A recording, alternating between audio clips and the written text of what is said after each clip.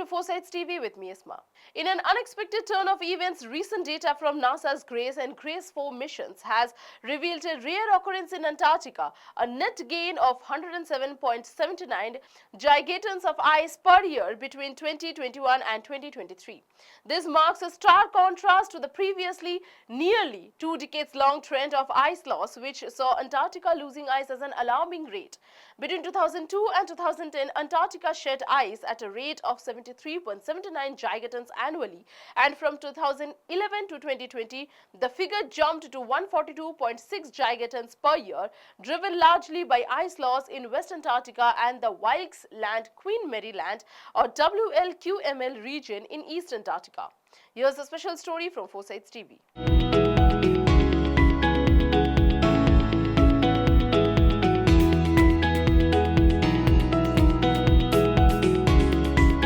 This sudden reversal, however, has raised questions about the long-term stability of the Antarctic ice sheet or AIS and its potential effects on global sea levels.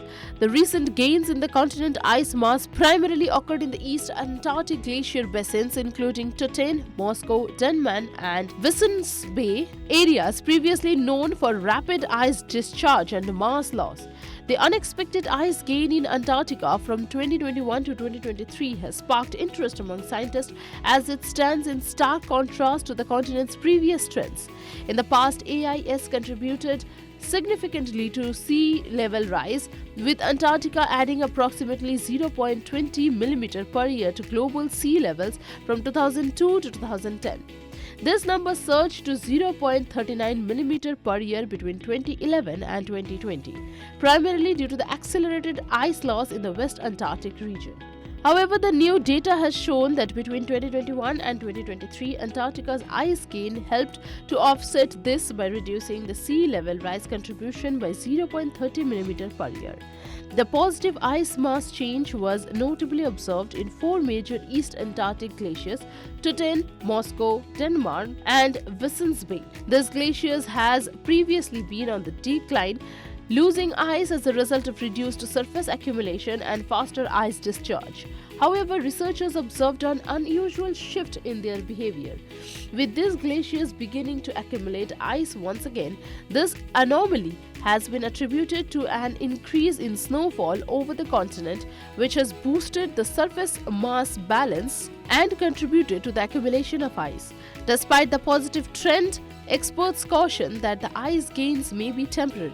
The 4 glaciers experiencing the rebound are among the most unstable in Antarctica, and any future collapse could dramatically impact global sea levels. Should these glaciers collapse entirely, sea levels could rise more by than 7 meters. Therefore, while the data presents a hopeful anomaly, the long-term outlook remains uncertain.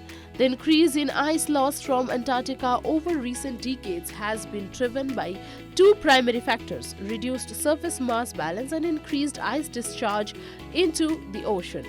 Researchers from Tongji University have emphasized that surface mass reduction accounted for 72.53% of the intensified ice loss, while increased ice discharge continued 27.47%. This dual process has been responsible for much of the accelerated ice loss observed in recent years, particularly in the West Antarctic region, which has become a key focus for researchers studying global climate change. While the recent ice gain in Antarctica provides a rare moment of positive news, it must be interpreted with caution. The ice accumulation in the East Antarctic basins may offer temporary relief from the rising sea levels that has been driven by Antarctica's previous ice loss. However, the glaciers involved are still highly unstable and their long-term behavior remains uncertain. Researchers continue to monitor this development closely, as the future of Antarctica's ice mass will have profound implications for global sea level rise and the broader impacts of climate change.